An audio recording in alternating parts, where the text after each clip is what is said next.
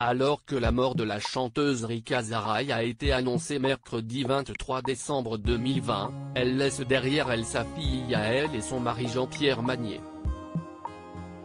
Mais qui était l'homme qui a partagé sa vie pendant plus de 50 ans et qui est resté à ses côtés jusqu'au bout? Si est-il dans les années 1960 que la chanteuse israélienne s'est mariée avec lui après avoir comme premier époux Yohanan Zaraï, le père de sa fille. Tout comme elle, Jean-Pierre Magnier était un artiste.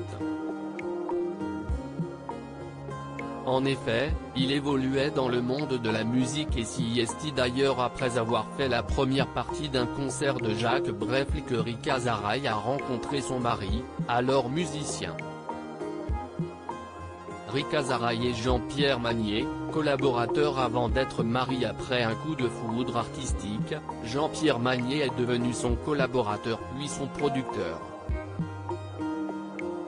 Ce n'est qu'après que l'amour s'est immiscé entre les deux. Et depuis, ils ne se sont plus quittés. En 2008, lorsque la chanteuse a fait son AVC, il a été d'un soutien de taille. Elle est consciente et a commencé sa rééducation avec l'énergie et le courage de toujours qu'on lui connaît. Si est assez étonnant, elle fait des exercices toute la journée sous le contrôle d'un kinésithérapeute et d'un orthophoniste. Rika est tellement motivée qu'on est obligé de l'arrêter pour qu'elle se repose.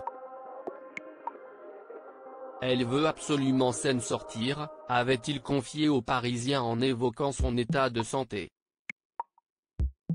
Rika Zaraï et Jean-Pierre Magnier en couple, on s'accepte l'un et l'autre tel que l'on a noté qu'en 2019, dans les colonnes de France Dimanche, la défunte chanteuse disparue à l'âge de 82 ans avait fait de rares confidences sur son couple, voilà 50 ans qu'on est ensemble. Et je ne l'aimais pas depuis tout ce temps parce qu'il est meilleur qu'un autre. Mais juste parce qu'on s'accepte l'un et l'autre tel que l'on est. Alors que je ne parlais plus, il me disait, je te demanderai encore de te taire. Car je suis une grande bavarde. Mais la vie sans parole, ce n'est pas la vie.